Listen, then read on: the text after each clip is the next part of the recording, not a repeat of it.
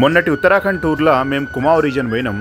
అప్పుడు అల్మోడా నుంచి కసార్దేవి గుడికి పోయే తొవ్వల ఇంకో గుడి ఉన్నది అని లోకల్స్ చెప్తే గోలు దేవత గుడికి పోయినాం. లైన్ చూసి పరేషాన్ అయినాం. ఈ గుడి స్పెషాలిటీ ఏంటంటే జనాల వాళ్ళకి ఏ కోరికలు ఉన్నా ఇక్కడ దేవుడికి చిట్టి రాస్తారు. గోలు దేవత అంటే శంకరుని అవతారము, న్యాయ దేవత అని కూడా వీళ్ళు అంటారనమాట. ల్యాండ్ తగాదాలు ఇంకేమైనా ఇష్యూస్ ఉన్నా, పరీక్షలలో పాస్ కావాలన్న మనసులో ఏ కోరిక ఉన్నా కూడా జనాలు ఇక్కడ మంచిగా చిట్టి రాసి గోలు దేవతకి దండం పెట్టి ఈ చిట్టి రాసి కట్టిపోతారట. అది తీరిన తర్వాత దాన్ని విడిపించుకునేటందుకు 1 గంట కట్టి కొట్టిపోతారట.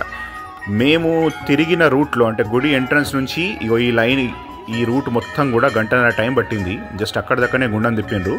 కానీ మేము పోయిన రూట్లోనే కనీసం 1,00,000 పైన గంటలు ఉన్నాయి. గోలు దేవత లైన్లో ఉన్నాం. గంటల గుడి, అన్ని గంటలే వినబడతా ఉంటాయి.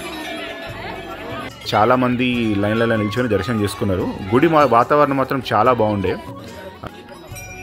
జనాలు పాపం చూడు, ఈ చిట్టీలను చూస్తున్నైతే జనాల కోరికలు ఎన్నో అర్థమవుతుంది అన్నట్టు.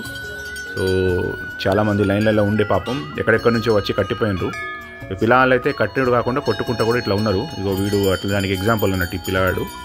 కోతులు కూడా ఉన్నాయి కొన్ని. కానీ ఇట్లా మంచిగా గంటల గుళ్ళ గంటలు కట్టుడు మొక్కుడు ఒకటి, ఇంకోటి ఏంటంటే మంచిగా టంగ్ అని గంటలు చప్పుడు వస్తుంటుంది. భలే ఆనందంగా ఉన్నది, ఉల్లాసంగా ఉన్నది.